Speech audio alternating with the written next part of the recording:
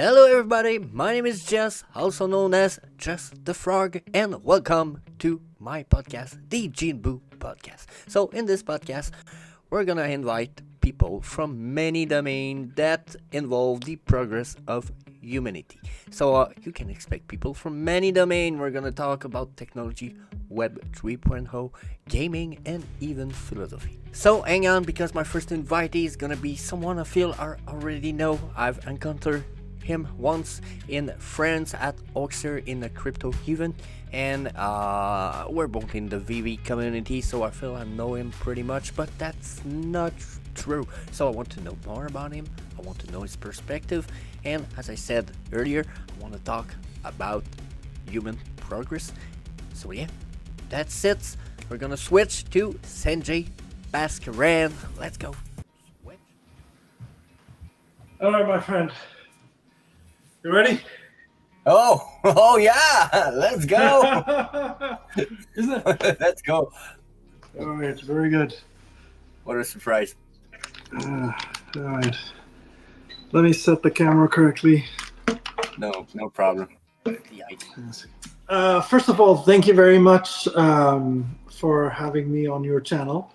It's my pleasure to be here. A big hello to all of your audience. I think you have a very large French-speaking audience. Is that correct? Yeah, I'm gonna post this on two channels, on my new English channel, but mainly on my French, and I'm over 600 people. Yeah, and it's Canadian French as well as the French from France.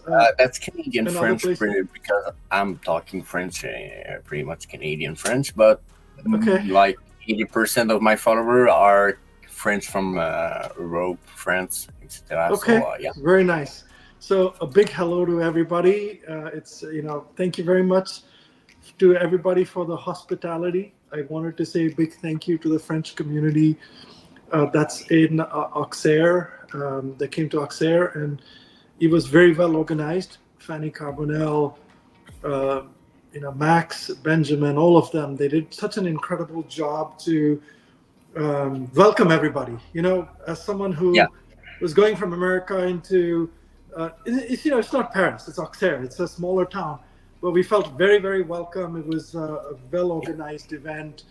So a big thank you to everybody from the VeVe community in France for welcoming us. Also to the organizers of CryptoXR, they were very hospitable. They were very nice towards the VeVe fam. So made us all feel very welcome. So, really thank you for all of that there. I can't say better because I'm not from there. Yes, that was my first travel around the world too. So I was welcome with their arm wide open. It was an incredible journey for me. I can't say more. That's what. And the German community was great as well. The German community was just incredible. I wanted to, say a big thank you to them as well. When I landed in Paris, Felix from the VeVe German fam was there, and they basically said, "Look, when we come to America, you guys are nice to us, but when you come here, we're going to take care of you." And so Felix was already in Auxerre. He drove 4 hours to go to Paris to the airport, and he waited for 4 hours to pick me, VeVe Magic, and Max, and then he drove us. So he spent the whole day just to pick us up from Paris and take us to Auxerre. And VeVe Meister took us on the way back from Auxerre to Paris. Auxerre to the airport. Yeah, and so you just when you think about the VeVe community, and when you think about the passion that people have, not just for the project, but for each other, the community. It's a very strong community. It's an amazing community. It's like your family. How many times have you gone to a new city and your family comes picks you up? A lot of times you take an Uber to go wherever you gotta go. So I really totally understand. And you're talking about it. I got the chills. I don't got much hair on my arms, but I got the chills because, oh my God, that was so incredible. Everybody was like so kind with me. To a certain extent, I was so surprised because I Yeah. arrived there and everybody was like, I was talking to someone, and at every Yeah. like 5 to 10 minutes, someone was coming behind for me. Hey, Jess, yeah, the frog, and I was like, oh my god, I'm not a superstar. What the hell? No, that was just like Yeah. community love, sharing the feeling, sharing the Sure. excitement. My mind was like, oh my god, Yeah. what the hell? I wasn't expecting that at all. That was my first VeVe event, and I'm gonna try to go to every one of them now. That's so incredible. To be honest, Yeah. best feeling in the world. Yeah. That's great. Before we start talking about me or my journey on VV or Yeah, just my journey in life, I wanted to share a little bit about that with everybody, because your channel especially. And it was great to meet you, by the way. Very impressed with meeting you as well. We spent a little bit of time in Auxerre together yeah, speaking. I really enjoyed that, and the other uh, people from our French community that were there. I got to enjoy one dinner with you guys, which was great. Late yeah. night dinner, 11:30. Yeah, that was pretty nice, and I hope we're gonna have more time in the future. Even like next time I'm gonna go through Oakside, I'm gonna try to take more time, Yeah, take more time with the yeah, people. I'm gonna go to America. I have my passport now, so it's not far from me. yeah, I'm like at 3 hours from the border here, so yeah. yeah, that's not much. So, Yeah, yeah, just in terms of the other topics we can cover in any order, I'm happy to talk about, just my life and career, talk about my journey on VV. We could talk about Crypto XR, Crypto XR, and also, the Apple Vision Pro or anything else. And if you want to chat about VVverse, I'm in the beta, so I can talk a little bit about it. But obviously, there's some things I cannot discuss you there. can't talk much, I guess. Yeah. Okay, I want to know about your journey first because Sure. there's pretty much a lot of things we know about you, about the VV community. Most of the people know you're the VV headcap creator, if we can say, of the VV holder. Uh, but I don't know about your journey. But Sure. when I was reading about it on Twitter and Yeah. on, I've done a little research. I know you got to Twitter, and you got something right at some place. I was like, oh, okay, there's so many things. Talk me about all this. Okay. All right. So we'll talk a little bit about that. So my background, I grew up in India. I've lived in India. I had lived in India for a long time. My father was. Wait, for real?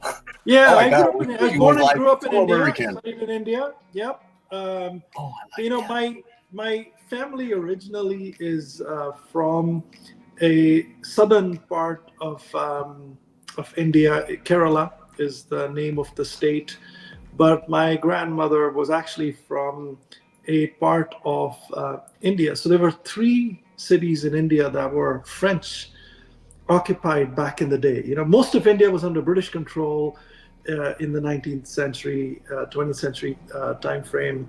And there were a couple of parts of India, Pondicherry specifically, which on the other side, yeah, you just missed it, go a little more to the right. Anyway, Pondicherry. You see that? Yep, you see that Pondicherry over the water there, written, further I'm up. not Yeah, sure. just I on the don't see what upper, you're. just where it's cut, where the upper part is cut. There's a word Pondicherry written.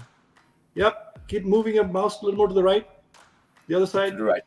The other side. Other side. Other side. Other side. Other Other side. side. Sorry. All the way on top. Nope. Right. You were there. Go the other way. Yep. You see where the word is cut off? Pondicherry. Big word. But Keep going. what's the word you're telling me? I'm sorry, I didn't hear well. Pondichery. Look at the top part of your screen. You see there's a word cut off? Keep moving your mouse the other direction. Wow. Keep moving the mouse the other direction. There you go. You see the word Pondi in the water? It's written. Oh yeah, Pondicherry. Oh, I'm so sorry. Yeah, that's right. so There you obvious. go. Oh my goodness. So I was looking Pondicherry, the yes, other that's side right. completely. So that was, the French kind of ruled that part. My grandmother is from that part. And so my grandmother and her brothers all spoke fluent French. They studied French in school. And the generation above that actually worked for the French government. So even after the French left, some of my family was getting pension from the French government. Yeah, it's funny. So fun. I don't get anything from the French government anymore. I think I heard you talk about that in Auxerre, right? Yeah. I think you said that in Auxerre. Was like, what? Your grandmother got pension from France? Oh, so Not her. The one generation before that. one generation before, yeah. But yeah, so very interesting. So a lot of my family back then. My mother speaks French, by the way. So my mom speaks French too. Yeah, so she studied French as well because that was sort of it's a second language in school at the time. But anyway, Okay. so yeah, so that's a Do you little bit travel of- there still? Not really. My mom now lives in a southern India city called Chennai, so I go there. So I don't really go there, but those parts still are very influenced by French cuisine and all that stuff. So, but you're yeah, still so going- there's yeah, a little okay. bit in that sort of way. There's a little bit of sort of French connection there, if you will. And then but I went to the chemical engineering school in India. I studied chemical engineering there. Worked in nuclear fuels in India for a little bit. And then, yeah, so it's a little more technical in background, worked in pharmaceuticals for a little while. And then I moved to the US. I got my MBA, Michigan State University, first time in a cold place. Then after my MBA, I worked in consulting for a few years. I've worked with a large bank, with HSBC Bank, for almost 10 years, mostly in the US. So I worked in California for the most part for many years. And then I had the opportunity to be an expatriate. So I went as an international executive from the US to Canada. And I lived in Toronto for 1 year and Montreal for 1 year. So I had a team in Montreal. That's where I got, maybe I'll show off my shirt as well. Yeah. So that's where I got Canadian my shirt. t-shirt, And, awesome shirt. yeah, so it's a custom shirt. Pascaran. Yeah, that's my last name. Yeah, so it's a custom shirt that my team gave me, when I left Montreal. So yeah, so I obviously lived near Place Jacques Cartier in Montreal, right by the yacht club, by the water, by the river, and I've enjoyed my time there as well. But anyway, so that was sort of my banking career. After that, I worked at Visa for a few years. I used to run analytics at Visa for 4 years, and then I got a big break. So in 2015, I was asked to become a general manager for Amazon, and so I ran the credit card business at Amazon, and then I launched the Amazon Prime card. So the Prime credit card was something that was sort of the product that I ran as general manager there. So that was a pretty huge product for Amazon. More than 10 million people carry their card. They spend tens of billions of dollars on it. That card makes a lot of money for Amazon, even to this day. I also helped get other programs started there, business card and some other things. But yeah, so after that, I had a lot of offers to run different types of companies and businesses. So I went to one called TaxAct, which was a publicly traded business, company called Blacora. So I was a president there, named executive, and ran that for a few years, grew that, stock by about three times. Then after that, I became CEO of another company called One Technologies, more in the credit scoring space. So these were all about $150 million companies. And then sometime in about 2020, I got into more of venture investing and private equity. So venture capital is more of investing in smaller early stage companies, and private equity is investing in bigger companies, but somebody else is making the investment, but you help them. So the venture capital side, for me, I had two areas of focus. One was deep tech, and one is AI and machine learning. So the deep tech side is anything that's physics and chemistry based companies. So anything from aerospace, high speed planes that fly at Mach 9, Mach 10. So I have an investment in companies that when they're successful, they would be able to fly from LA to Tokyo in about 75 to 90 minutes. So what today Wait, takes about wait a 14 minute. hours or 13 hours would be a 1.5 hour flight.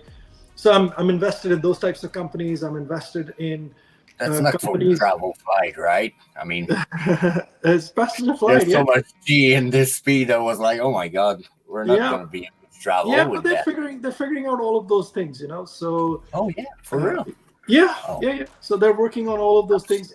By 2025, 26, there should be passenger flights, not by the company that I've put money in. One of their competitors, they already have a deal for about 90 aircrafts from United, American, and Japan Airlines. So that won't fly at Mach 9 initially. I think those will be sort of more Mach 3, Mach 4 kind of flights. But that technology scales and gets to the that's Mach that's still 9. like 3 times the speed of the plane we got right Yeah, now, right? three times speed of the plane we got right now, and the other one more than that actually. And then it gets to 10 times the speed of the planes we have right now. That's exactly the kind of Yeah, thing I was talking about at the start yeah, of this podcast. I like things that talk about progress, and yeah, now you're talking about a so big leap in speed in travel. I'm yeah. like, So interestingly, what? when you listen to the CEO of that company, most people think of it as flying at 9 or 10 times the speed of a regular plane. The way the CEO of this company looks at it is, it's a slow rocket.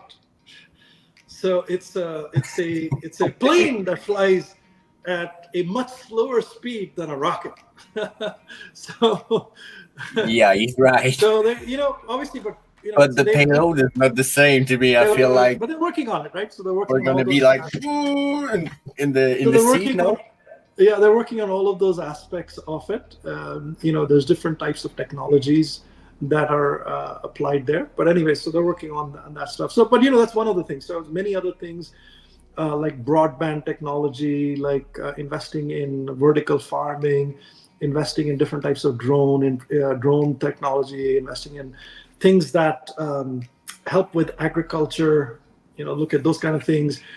Brain chip, brain computer interface. So it's two different Like companies. One Neuralink a little. one puts a yeah, it's a Neuralink competitor. It's probably about a year and a half behind Neuralink. So they put a chip inside the brain.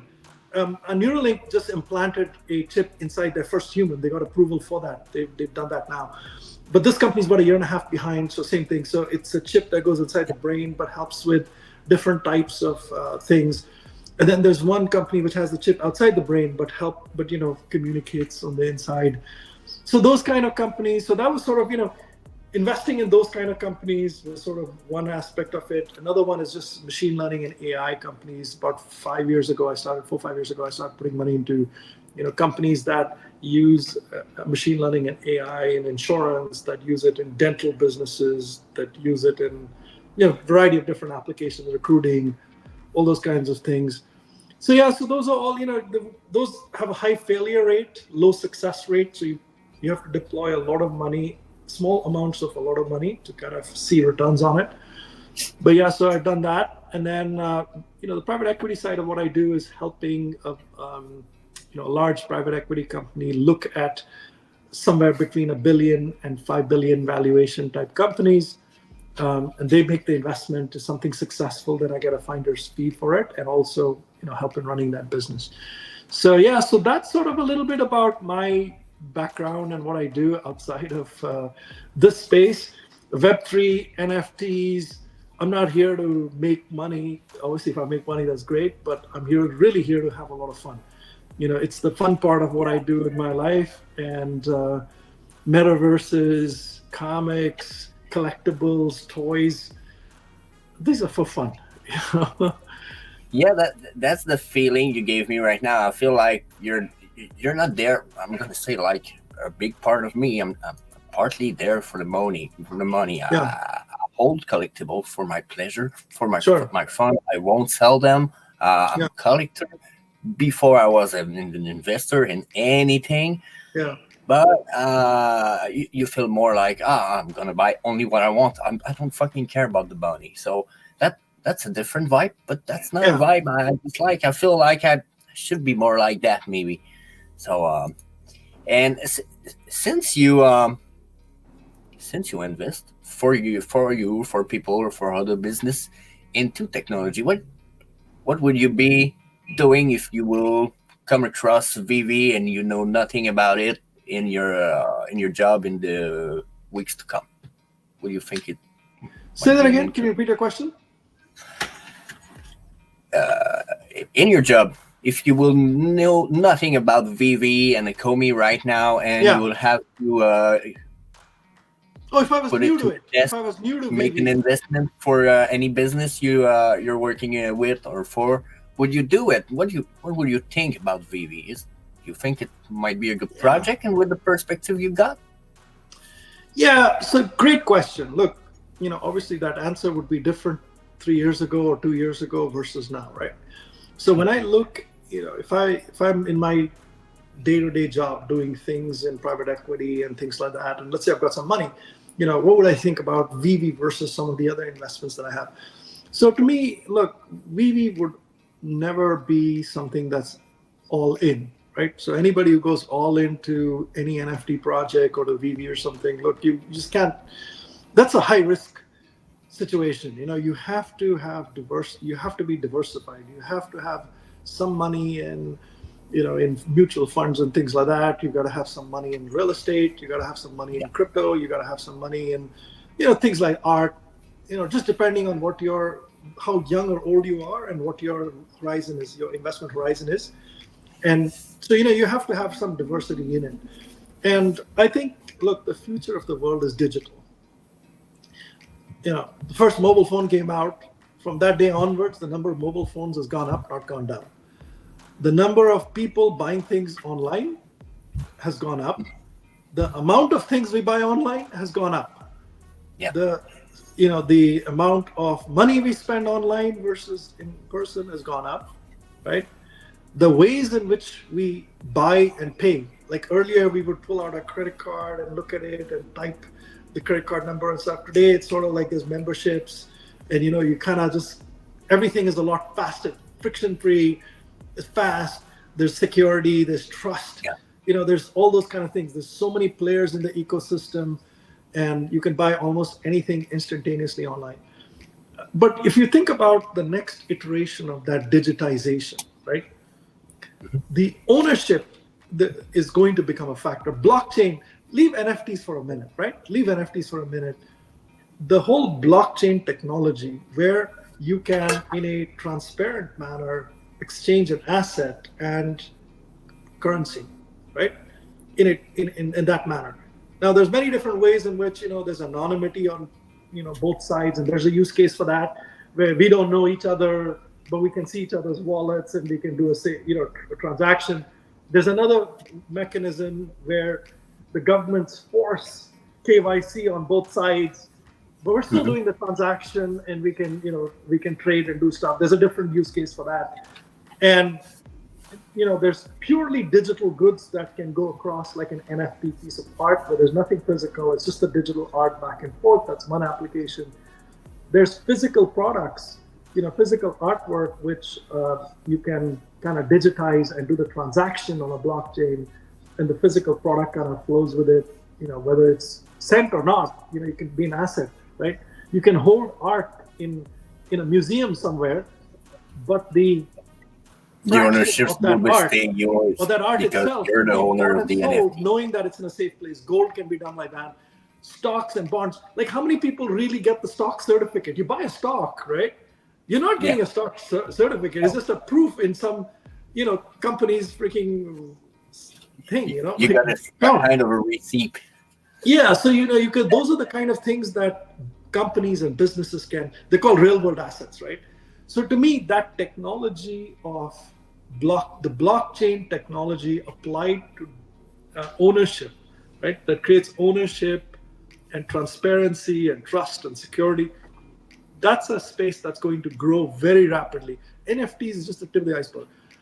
But when you expand that use case and you say, look, where all can it be applied in what we're doing today? Well, comics, blockchain based, that's ownership, right? It's eventually there will be more people. I think where social media is gonna be coming like used by the blockchain. I mean, with AI, we can have so much fake right now that when I'm gonna post a video in the future, I'm gonna have my receipt of my posting of this original video on the blockchain, because if someone's gonna be doing a deepfake, he's gonna have to link it to the real video to prove that I've said what is on this video. So if I didn't, that's not my video. I didn't said that. I'm gonna take the example of the N-word. Someone could make a video where they're putting me saying the N-word. I never said this, and you understand what I mean by that. I'm losing my word because I'm a French guy, and sometimes I'm searching for them. No, you're doing great. You're doing great. I think you understand my point. Yeah, so the blockchain technology is one. I think that another one is AI, like you brought up. Yesterday I had a Zoom meeting with some people in our community, some very, very intelligent people in our community. They are, I won't tell you what they're doing. They will explain it to you, to everybody. They'll come out and launch their product. The community is building a product, a beautiful product. Okay, it's not the Stacker and Dr. Profit. That's one. We already know about that. There's some other people in our community that are building an excellent product. It has a lot of AI built into it. They can take content that's produced, use AI to convert it into multiple languages, with speech, with text, with all that stuff, and then a lot of other feature functionality there. It's incredible. I had a demonstration of what they've built so far. I think they're going to launch pretty soon, so you'll all get to see it. I won't say whose it is. I won't say what it is. But again, just to that point, don't say anything. AI can be but deployed. Ask them if I can have them on my podcast. Yeah, for sure. I'll definitely recommend that they talk to you to bring that product out, and after they launch the product as well. And I think my sense is that they're going to pick I think maybe 100, 150 people to first come on the platform. It'll be by invitation, so it's going to be, they'll announce it, but they'll probably pick 100, 150 people to get into it first. And then, they'll add more people soon after that, and it's sort of the way how you scale it. But, you really want to be in the first 100, 150 people to get on the platform. I definitely want to. I told them, look, man, you got to put my name. I don't know what this is all about, but you make me feel like I want to be in the 150 You do people. want to be in. That's an incredible platform. I mean, what it solves for a VeVe customer, and not just VeVe, for others too. It's got other projects in it too. It's incredible. But anyway, leave that for a minute. But I think we're going down the broader path of AI is going to revolutionize what we do today. What we buy, right? Or what we should buy. AI should help me decide based on what I have in my portfolio on VeVe or off VeVe, which, if I have $10 more, $100 more, $1,000 more, or $10,000, right? What should be my next best purchase based on what's in the market and who I am? What's in my preference? Right? And what I like. Yeah. So those kinds of technologies are coming in. It'd be my belief that those will kind of revolutionize what we do. And it's just not NFTs, it's everything, right? It's all like when you apply that to like a metaverse, VeVeverse, to other things that you do. So AI is going to revolutionize that whole space. And I think another element to it is today AI is being looked more as a technology that can help communicate. To me, that's the surface of level of AI where I can chat and it's telling me stuff and GPT type stuff. That's all superficial. That's the high layer. That's good. Yeah, the next layer only is deep point linking. of the iceberg to me. I know there's like so much big AI. AI exists already for over 10 years already to me, but yes, the AI we got now is more responsive. It's able to communicate with human beings. That's what we saw in the news. But AI is so much bigger than that. That's a little part of it, Yeah, but the deep linking of AI, so you can use AI to automate processes. So opening an account with AI, buying things with AI, creating reports with AI, all those kinds of things. So that deep linking of AI to automate processes, to me, that's sort of that next iteration of it. once you understand what you want to do, once then you can kind of do some of those things where you can automate tasks with deep linking using AI. To me, those are all sort of things that are on the horizon that are coming. And then beyond, if you think beyond blockchain and AI, the next big thing is also VR and metaverses and this whole Apple Vision Pro, spatial computing, many names for it, right? I have an Apple Vision Pro. It's mind-blowing. With my eyes, I can read. With my finger, I can click whatever I'm reading. There's no mouse or anything. That was part of what I would like to ask you about. I was like, you got the Apple Vision. That's, to me, that's so too big an investment. But is that as much good as people are telling it is? I mean, I've seen Tony Duca from Cavernos every day posting on Twitter lately. I'm like, oh my god, he talks about it like it's crazy. Yeah, and I'm not sure about it. Not that I don't want to buy one, but versus this or a Quest 3, is there so much of a big difference? Very big difference. Very big difference. So I have both. So I have a Quest 3. I've used the Quest 3 for about almost 6 months. And before that, I had a Quest 2 for almost a year and a half, maybe 2 years. And then I've also have the Apple Vision Pro. And I also have the Ray-Ban Meta glasses, a different product, but I have that. I have an Nreal glasses as well with the inside lens on it and stuff. I have all these products. So, I would tell you that the Apple Vision Pro, the what's so special about the Apple Vision Pro is the following. First things first is the precision with which you can look at something and it knows where you're looking. So if you think about a keyboard that's this big, right? It's about this big with all the letters in it, right? Yep. Normal keyboard. And it's visually there. It's just like a fake keyboard that's in front of you. And you're looking at the letters and it's typing the letters.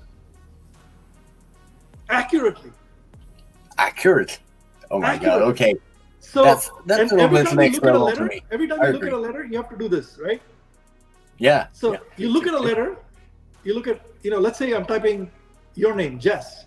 I look at J, tap, E, tap, S, tap, S, tap. And it's that fast. With this, it's that accurate and it's that fast.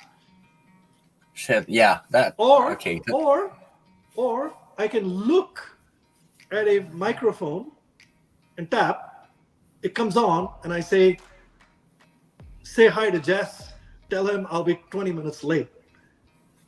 And it types all with one tap, it comes on, my voice, it reads it, and tap, and it's gone. Okay, that's nice. So that is, and people think that Apple built this and stuff. And I don't know if it's Apple that's built it. So, I have gone in for an eye test.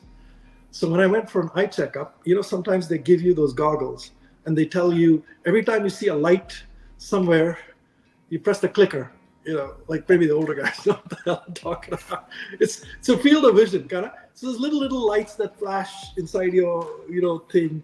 And every time you see it, so they kind of see what your field of vision is. That requires some degree of accuracy. When you go for an eye test, they tell you to look at a house, right? The distance, and they kind of do. Well, that same technology they've brought into Apple, and they've perfected it, and they've, beyond just sort of having a covered thing, now there's see-through, right? So they've created that ability to use that technology with see-through, where you can see a house. So literally, whatever you see it well. Huh? You see well through the lens. Very good. Very good. Yeah. And then the biggest thing is you don't feel dizzy. Say it again. Is that like sunglass when you look through it, or is that transparent like normal? No, transparent. Glass? Transparent. You can do it's both. So transparent. Okay, because when we look at them, it looks like they're sunglass a little bit. Yeah, no, it's just like I filmed a video. Let me see if I can pull this up here. I filmed like my house. Yeah. So this is a video of my house. Oh, okay. From inside the Apple Vision Pro. Oh, okay. That's clear. Oh, okay. I don't know. I can read small text and a password and a username through it. Oh, So yeah, I okay. mean it's great. And then with the Quest 3, you still get dizzy sometimes. Like Okay. I don't get dizzy with the Quest 3 normally, but when I went to my yacht in Spatial using my Quest 3, and I sat on a jet ski and I was riding the jet ski, not fast, but just that motion caused dizziness for me in a Quest 3. In a Okay. in a Vision Pro, there's no dizziness for me at No least, none. reasons. Like, Okay. and Rolex has the dizziness problem. Rolex doesn't use his Quest 3 because he gets dizzy, but he is using his Vision Pro. So he'd be the perfect guy to ask about that question further as well. It is heavy. So the Vision Pro is heavy. Okay. They've done some good things with it. They've got a strap here. You can put another strap here. You can lie down and watch it. You can they need to make it lighter for sure. They need to make it less expensive for sure. It is expensive. So those two things you cannot deny. But if you look at the experience through it, so I think I was telling like a small group of people yesterday. I think there was about 20 people in that Twitter space. So I explained this to them. So there's one app inside the Vision Pro where it's like a dinosaur app, right? So when you click it on, your whole situation becomes dark. It becomes black, right?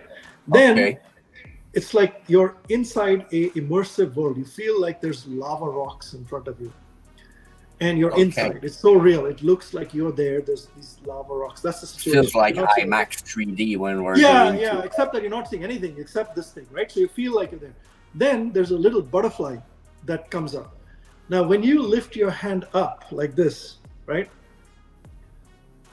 You're lifting your hand up, but from inside, it looks like the butterfly sees your hand and is flying, and the butterfly comes and sits on your finger like this.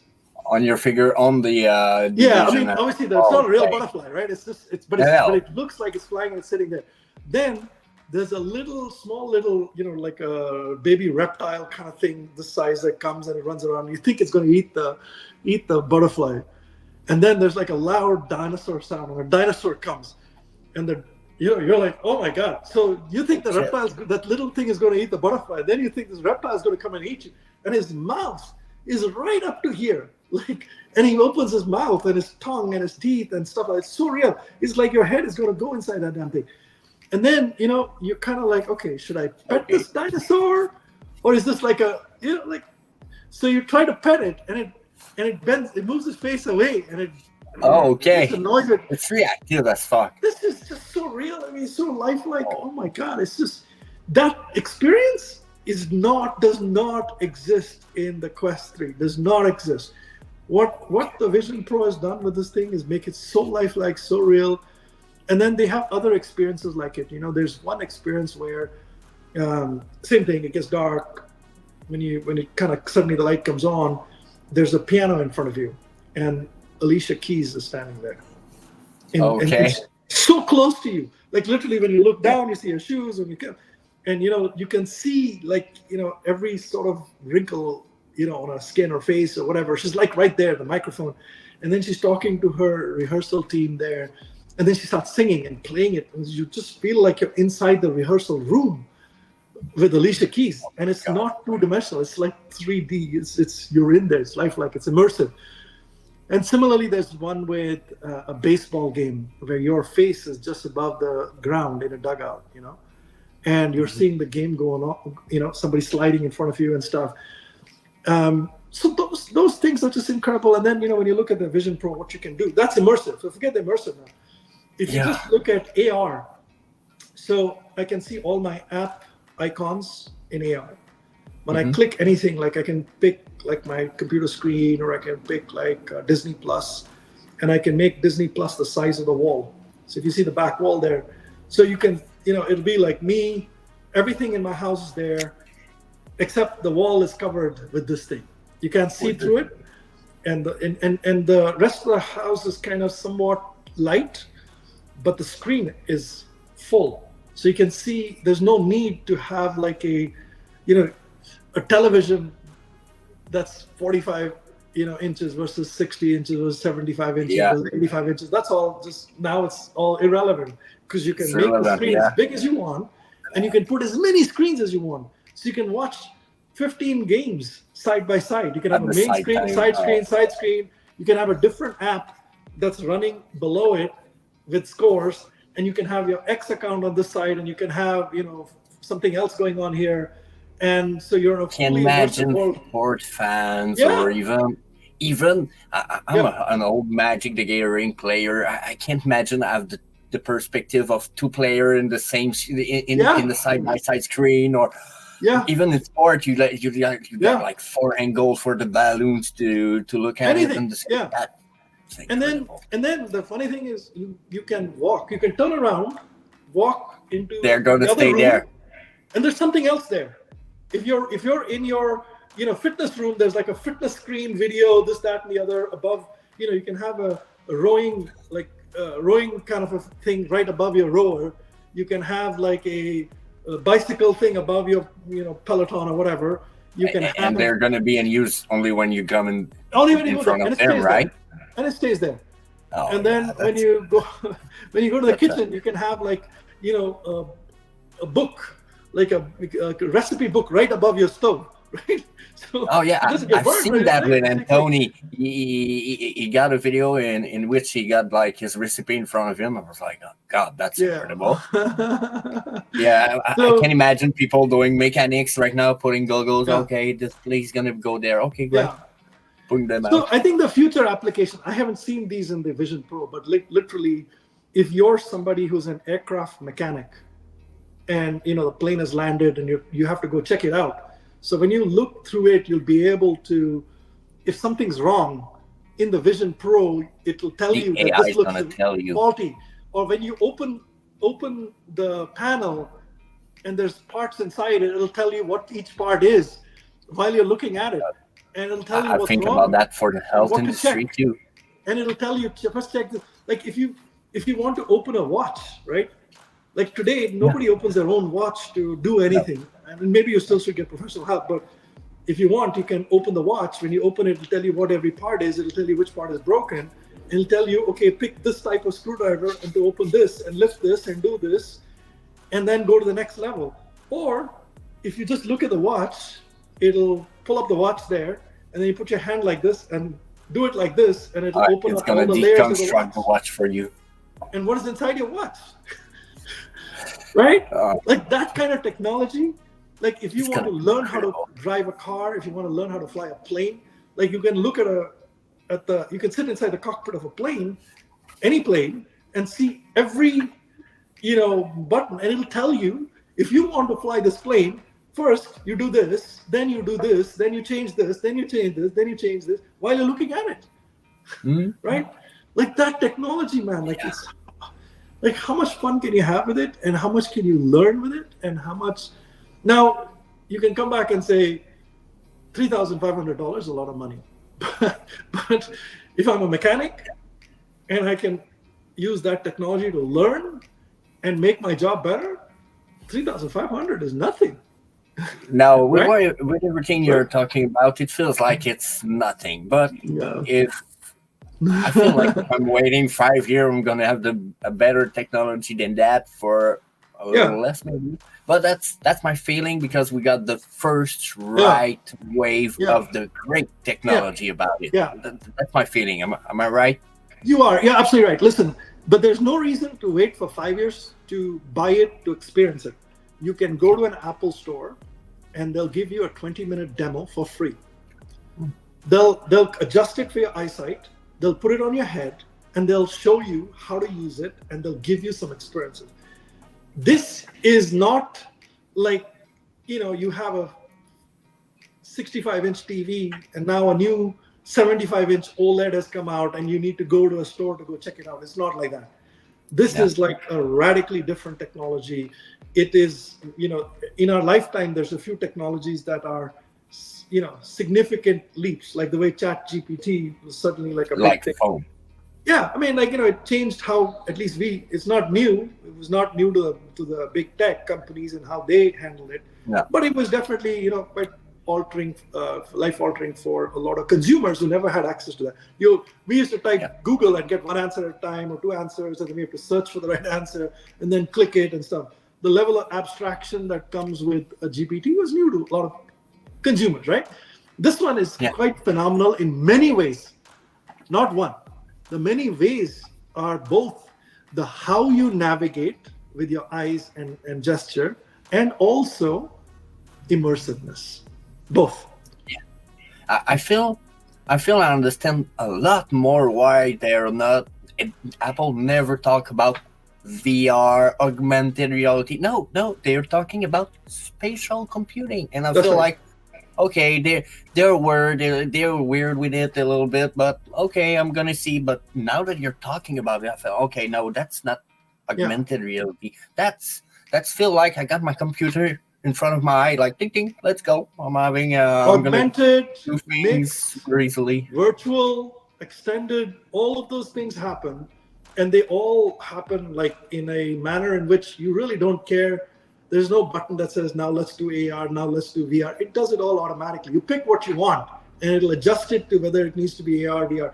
And what's exciting, really, Cavernous is compatible with the Vision Pro. So Anthony, I forget his last name, who's the CEO, he keeps posting. He has only 300 followers or 400 followers right now.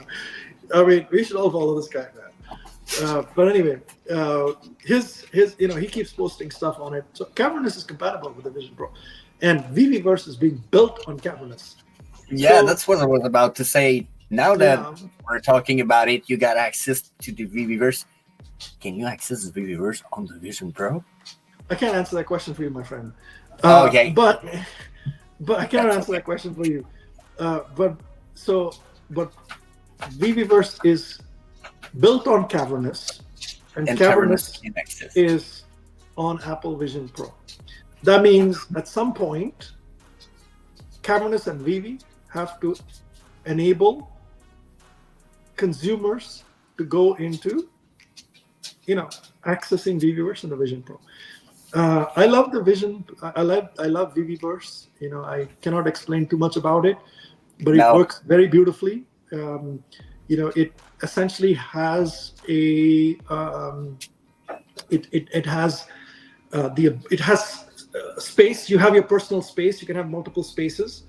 You can invite people in, and whoever else is on VeVeVerse, you can invite them into your space. You can enable some of them to be a visitor. You can enable some of them to give them access to edit your space, so they can help you design your space. So you can hire a designer, really, and you can invite people who cannot mess things around, but they can have a good time. You can communicate with them in many different ways. Your avatar can talk to that avatar. You can see them in a Zoom-like screen, and they can see you in a Zoom-like screen if you like. And you can your avatar can be standing next to each other and talking while you can see each other's faces like this. You and I can, it could be in small while avatars are in our space. You can chat. You can do all those things. You can put beautiful collectibles right in the middle. And I think people make fun of me for this, but I have a lot of golden moments. I have all the golden moments, and I have them all in one room in VeVeVerse, and the gold shines. When you go into that room, the gold shines. It's better than in the app. That texture is amazing. When you go and you see it, and you walk around it, and you can see the lighting effects in VeVeVerse are incredible. They have all different styles of lighting, floor lighting. Where it's below, you can have that high beam straight flashlight. You can have like a broad overhead lamp kind of light up the whole area. So you've got all these types of lighting that exists. You have all types of materials with which you can design. So there's texture with which you can design things and make things look exactly like wood and like metal and all those kind of things. And then you can also bring in comics and this, that, and the other. And now the reason, obviously VeVe's kind of been pretty open about it. They've said, look, they accidentally invited a bunch of people in when they were setting it up. So they were setting it up to invite people in, but didn't intend to invite people in till there were a couple of more things that were fixed. I cannot comment on what those things are, but I know that the one thing that was an issue, at least for me, at least I would not have recommended bringing more people in till that one issue was fixed. That is now fixed. I can't say more. Yeah, I can't say any more about it, but it looks great. There was an issue. It has to be fixed to invite more people. Now it's fixed. And it's scaling, right? You have to scale. The app has to scale. The environment has to scale to bring people in. It was not scalable. It was great with where it was, but it's not scalable. And it would have created a poor experience for someone, even if everything is really good, but that one thing wasn't fixed. It just, people won't feel as happy and excited when they come in. Better to let them be unhappy on the outside and bring them in happy. That's my take on it. I think VeVe made the perfect decision on it. I know it's taken long. I know people have waited long, but I will tell you it's worth it. And that's just VeVeverse without the Vision Pro. And obviously I won't comment on VeVeverse in a Vision Pro or whatever, but that would be something that would be absolutely stunning if it can happen. I mean, what I've seen in the this whole dinosaur experience I explained to you, right? Yeah, that was something I was about to ask you. Collectible and you put it there, and it all goes dark, and that dinosaur comes at you, and he's talking to you, and he's doing that, and you move this way, and he's moving this way, you move this way, and you make fun of him, and he kind of jumps on you, or you kind of smile at him, and he's happy. That type of interactivity with collectibles, that would be insane. I mean, I'm not saying it's there today with VeVe or it will happen with VeVe, but I'm just saying those are possibilities. And the other thing is, Tony has pulled up the comics. You can open the VeVe app, right? The native app, the VeVe native app is open. You can open it, right? In the VeVe in the Vision Pro. You can't do AR, right? Because the whole app itself is in AR, so they have to enable you to take that asset from the app and put it in your environment there. Something needs to happen there, right? But you can read the comics in your app. And you can make the app so big. The problem is even on an iPad, when you open it, comic's still small. It's only this size. Right? Like I said, you can AR it onto the roof and read it, which is good. But now you can open the app in the Vision Pro and scale the app to the size of your house. Quality is amazing. And you can just flip the comics, read, walk closer to it, do whatever you want. You can leave the comics above, your study table or wherever in you the want to be. Room. Yeah. Near the toilet. That's great, man. We were reading. Yeah. So and I'm very excited also. Obviously, they've not disclosed exactly what's coming, but David and Dan are going to be in Austin. March 14th, they're at South by Southwest. It's the largest festival of its kind in the US.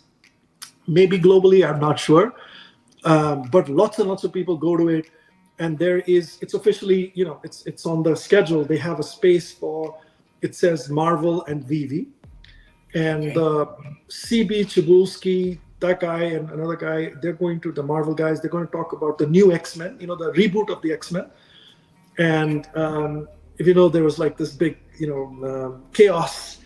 At the end of the last year with all the X-Men, they were dying and there were all kinds of issues. But anyway, so now there's a reboot of that X-Men. So they're going to announce that.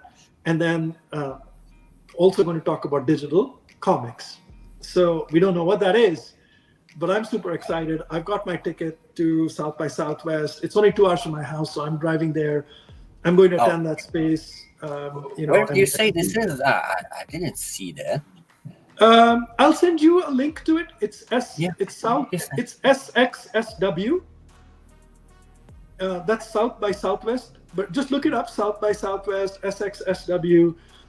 The whole festival is 10 days. It's a very large festival. They have film track, they have music track, technology track, education track, culture track. They have all these there's lots and lots of things. That's not really a technology event, right? That's music and everything. So March 14th at 2:30 Central Time is that space. So if you look at the schedule, you'll see that. I'll send you all that, Jess. I'll send it to you later. I'm on the website. Give me a second. You want to get in right now? I was listening to you, but I was like, okay, go to schedule. Schedule overview is yeah, schedule overview. Yeah, click on that, and then click on visit the schedule. No, go back up. Go back up. Scroll up. Yeah, view the SX schedule. Click that blue box. Yep. And go down and say full schedule. And pick 14th, where it says all days, pick 14th.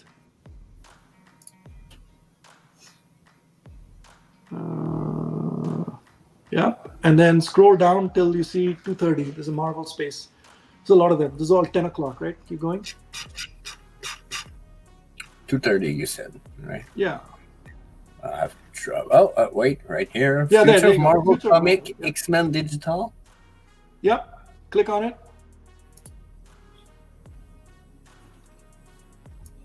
Yeah. Well, there's Dan Crothers on the right-hand side. VeVe Digital Oh, Comics. you're right. Dan Crowder, VeVe Digital. Okay. So it's Marvel and VeVe talking about comics, right? So very exciting. So we don't know what's coming up there, but I'm really excited. You know, the fact that Dan's there with the Marvel guys is very exciting, and I want to find out. I'm very excited about the, comics on VeVe. It's super exciting. This is a very, very exciting time, and I want to find out what's going on. Yeah, you make me curious about it. I'm gonna have to make some research. I'm curious about it too, my friend. You talk about comic right now. You prefer comic to collectible on VeVe? Yes. What's your preference? Yes. Yeah, I mean, I came here for comics. I mean, I came to pick up Marvel Comics 1. That was when I entered the app in August 2021. And I had come in 6 days late. I think 6 or 7 days after the comic had dropped on the app, I came in. But I bought a lot. And to me, it was like a stock. Instead of buying like 15 stocks of Facebook or 20 stocks of Google or something like that, or Amazon or something, I said, look, I want to buy these Marvel Comics ones like a stock. I'll buy a bunch of them. And I want to just hold them for a very still long got time. a lot of them. Yeah, I think I've got 670 now, so I do know. Okay. So you said at the start of the interview, but that's not an interview, that's a conversation, that you don't buy for the money, but you got 600 MC1 and you're telling me it's not for the money? Well, it's an investment for sure, but it's a long-term play, right? So, I mean, I'm very passionate about comics and stuff like that. So you're right, but it's not something that I'm looking to flip today and buy tomorrow and see if it goes up to by 50% or whatever. It's just a long-term. I'm very passionate about Marvel Comics 1. It's the first comic. I like all the firsts. So you collect the first, I comics? love. First collectible on VeVe, the Todd, I love it. The first comic from Marvel ever is Marvel Comics 1. The first comic from VeVe, Marvel Comics 1. There's a lot of characters that are influenced by it. The first stamp on VeVe, Dia de los Muertos, very important. I have lots of those stamps as well. And when I look at those types of Funko? First Funko, yeah, I have that too. Yes. First Funko on VeVe. There's a lot of other things, right? So I those things matter to me. The first set on VeVe, which is Todd plus the Reso plus all the others, the Becky Cloonan, that whole set is also very important to me. Those are highly collectible. When 5 years are gone, 10 years are gone, 20 years are gone, 50 years are gone, that first set is always the first set.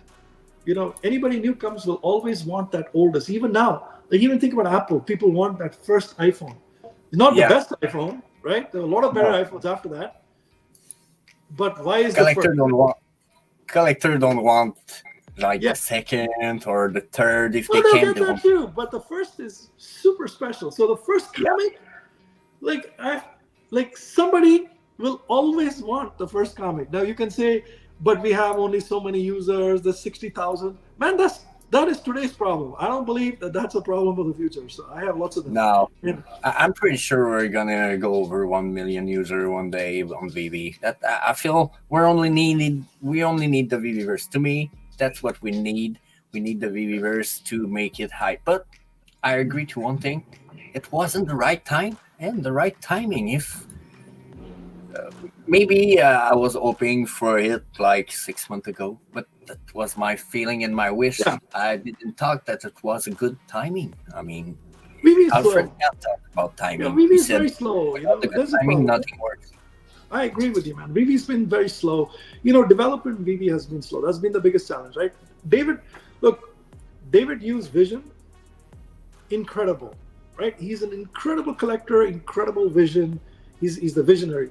If you think of A plus, nobody will argue with you. Even the fudders, nobody will argue with you. His vision is not spectacular. Everybody agrees, A plus vision. And then if you look at the IP, David's ability to form deals with IPs, A plus. Nobody Yeah, will argue with that. They're like, even the foreigners will say, look, VV, man, like they know how to get IP, they know how to do these deals. They're the kings of this deal. So those are things that work well, but they're very slow to launch things. And it's not necessary. I'm not one of the guys who will tell you that doing things very slowly is a good thing. It's not. You have to have speed.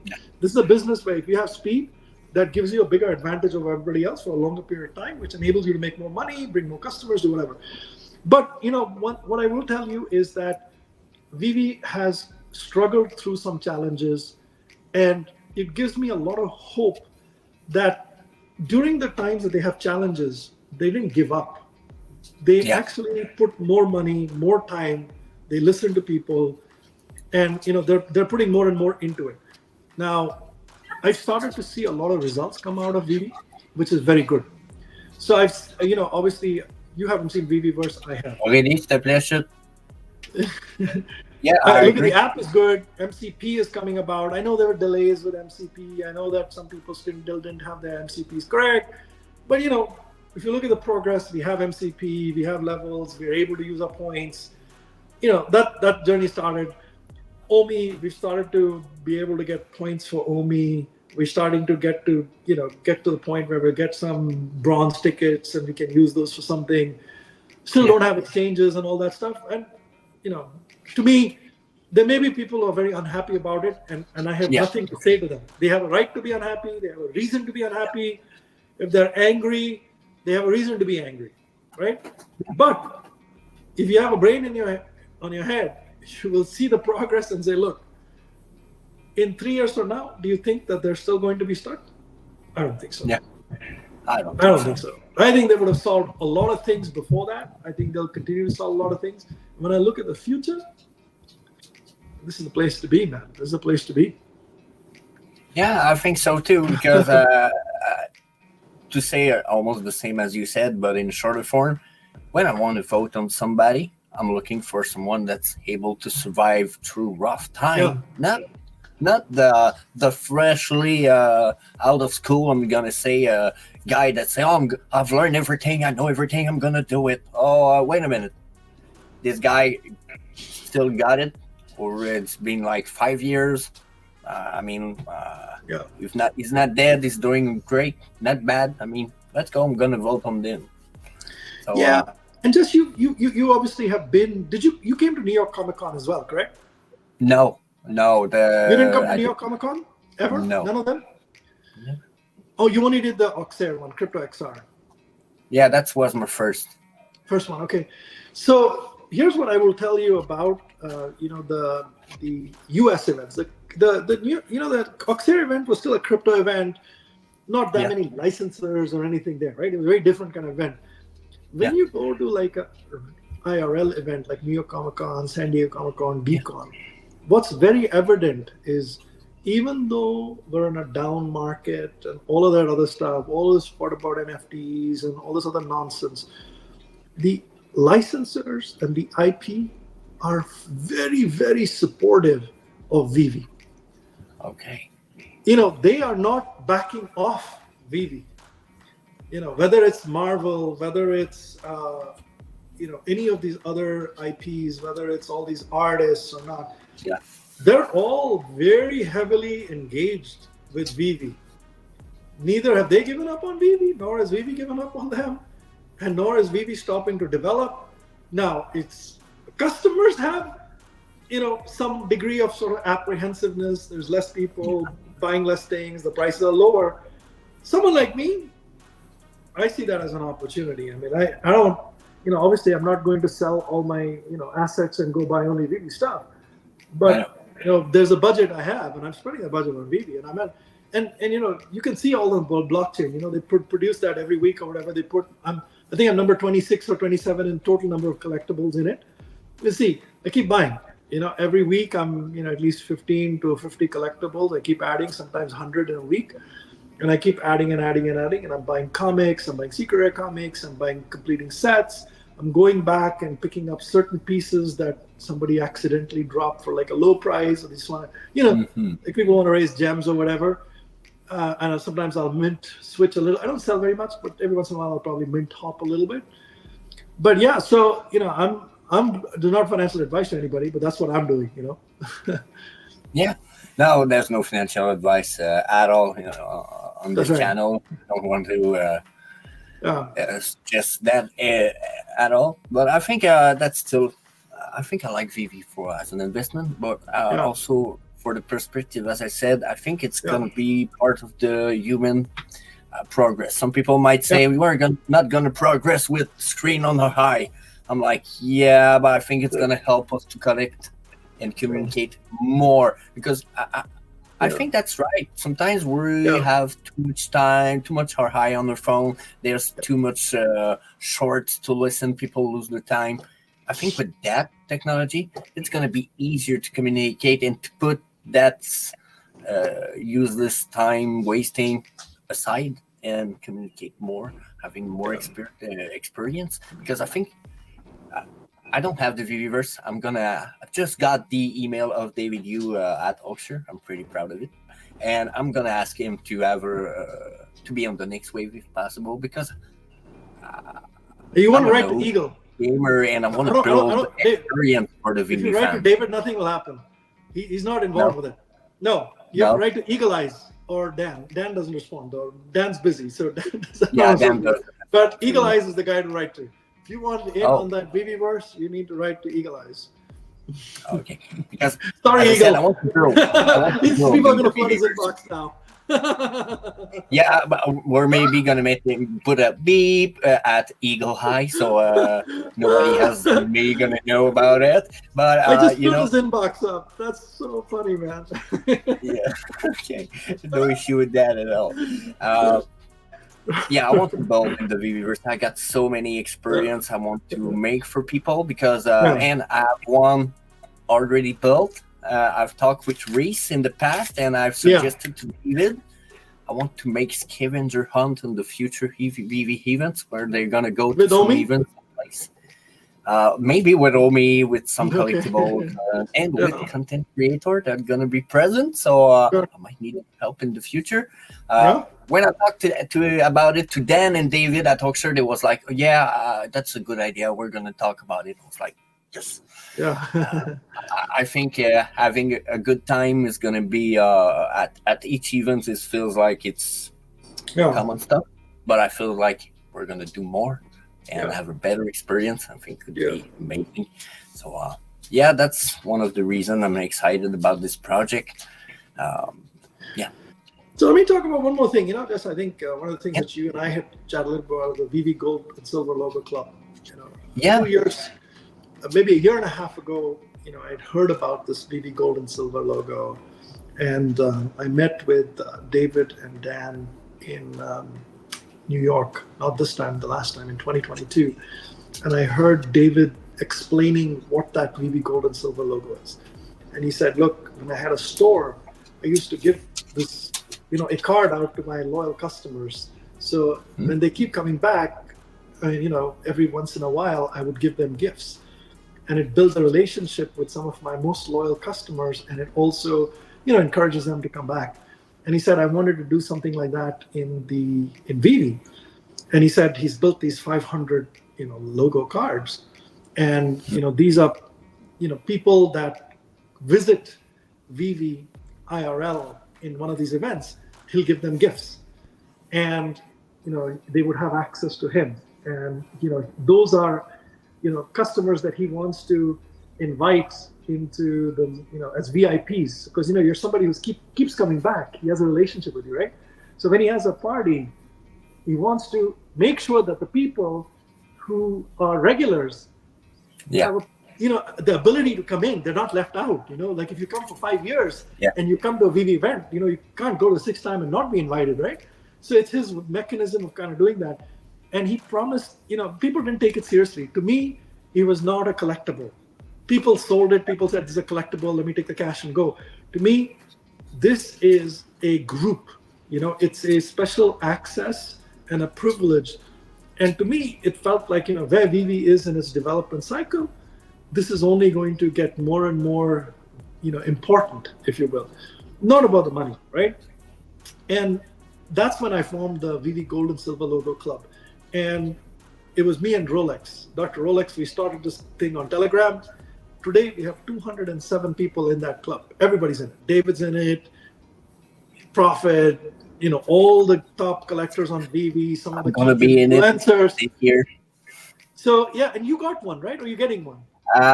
I don't got one yet, but when I saw David at the event, he was like, "Did you got your logo?" I was like, "No, that's the first time we saw you. I'm the French Canadian, like far away from you.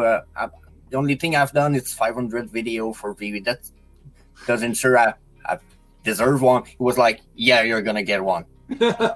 Okay. I wanted. I didn't want to ask for one. He took your email address? Yeah, give me his email address. Did you write to him? The message is not sent for one reason. He write it. I can show you after if you want. He write it, but I'm not sure about one letter on the email. Okay, so I was waiting for Fanny to tell me if it was what was the letter. I can tell you what it is. I can give you that offline. I'll just send you a DM on it. I'll give you his email ID. So you can write to him on that email ID. Look, you absolutely should have one. And, people like you who are very, sort of loyal to VeVe. And, it's not of much use if you don't go to a VeVe event. If you don't go to a VeVe event, if you're too far away, you never go to an event, it's probably not as useful. You can buy it and sell it and make money or whatever, but it's not as valuable as if you go to an event. If you're close enough, if you have the intent to go to a VeVe IRL event, it's really amazing. You get like all these other things. And especially for someone like you who produces a lot of content and stuff, I'd love to see, someone like you join the group. We have a number of such people in the group. We have some athletes and actors and artists and stuff like that in there as well. And to me, I run the Telegram side of it, and I plan the event, one event. I do it as a fan event. So it's not a VeVe event. It's a fan event. It's organized by me with the community. And we invite the VeVe team as guests. So, we are actually almost recognizing them, celebrating them, that kind of stuff, with artists and stuff. So that, and there's like now people in the community offering merch, and they do all kinds of stuff, right? But to me, that is the VeVe community. There's so many sub-communities. That's one of them. But I think to me, that's a very important one because it's directly connected to David and Dan. The card comes from David and Dan. There's utility every year and stuff. I feel like it's the OG's VeVe fam. I feel like the VeVe holder logo. It's gonna be all the OGs, all the supporters, all those people that are there since 2020, 21, and that's the feeling. And I'm so proud that he said to me, you deserve one. You're gonna get one. Yeah. I was like, I hope you get yours soon, and I can't wait to welcome you into the group. And if you still don't have yours by March 14th, just let me know because I will be in Austin. So most likely I will get to say hello to David and Dan, so I can always remind him as well. So happy to do that. Jess. I'm gonna write him anyway. You want some maple syrup because I'm Canadian and we create some in my family. Anyway, I give some to him in Oakshire, and it was like, "Oh my God, I was searching for some. Can you send me some more?" And I was like, yeah. So I'm gonna have to write this email.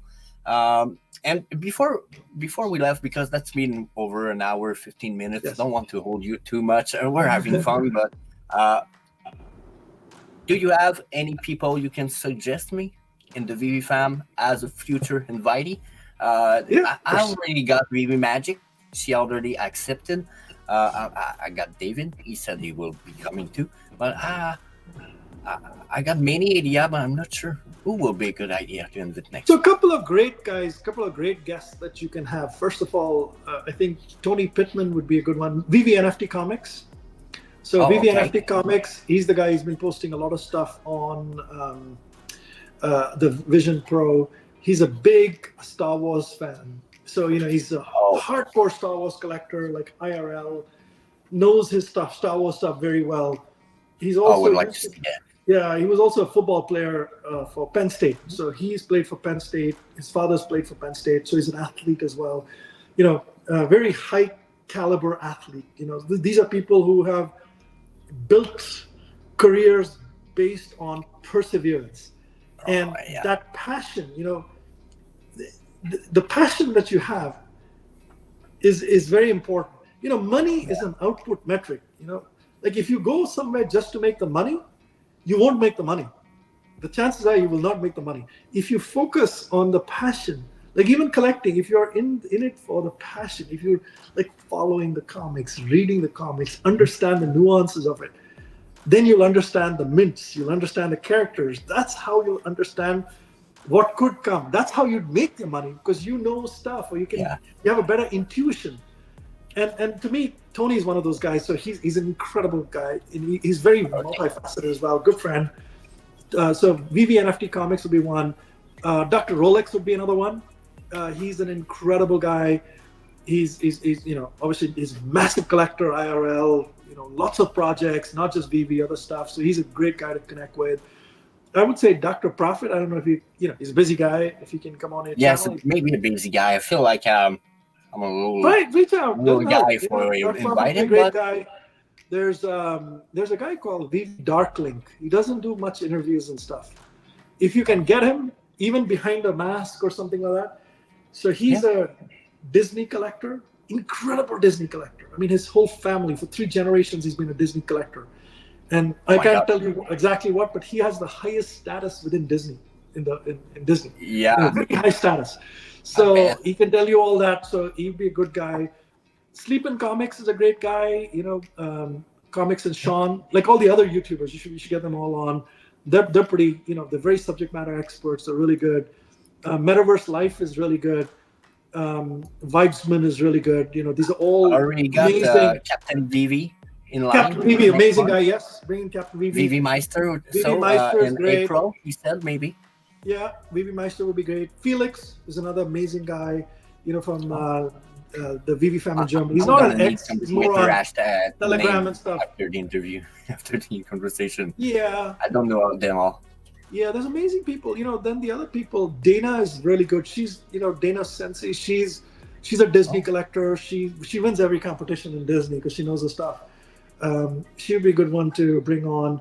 I think, Tasha would be a good one. Fam Bam's a great one. Randy. Yeah, they're all fun people, And then you can bring in, like, those are all, like, people you should, and they'll all say yes. You just have to write to them. And I'm sure they'll all say yes to you as well. I'm trying to think. We have so many amazing people in our community. So many. Mr. I know that. I was like, I'm gonna ask Sanjay. Most of them in real too. You encounter them, so I was like, I'm gonna ask him who's gonna be one of the next. The only one is Mr. 41.E. He's amazing. His collection. His collection off VeVe, the Bored Ape, the Punks, all that other stuff. He's got amazing stuff. And then on VeVe, he has like over 141 mints and stuff. So he's amazing guy. I've met him IRL. Super guy. Amazing guy. Super. Oh, okay. Perfect. I'm gonna have the list. So we're gonna say goodbye to each other. I think it's been over an hour, 20 minutes. It's been an amazing time to talk with you. I hope we're gonna be able to talk further. Maybe anytime. March. But yes, I'm not absolutely. sure. Maybe March, April. No, I might not be able to go in Austin in March. I'm gonna look at it, but I hope we're gonna be able to talk in the near future. Pleasure. Thank you very much for having me on your channel. It's an honor and pleasure to be here. Big hello to all the people that listen in French. I don't speak French, but I hope there's a translation that you can kind of see. I want to say thank you again to everybody, and thank you very much, Jess, for having me here. It's an honor to be here. That's it. Peace, everybody. Thank you for listening. Don't forget to smash the like button and see you later. See you. Bye-bye. Emotional, damn it!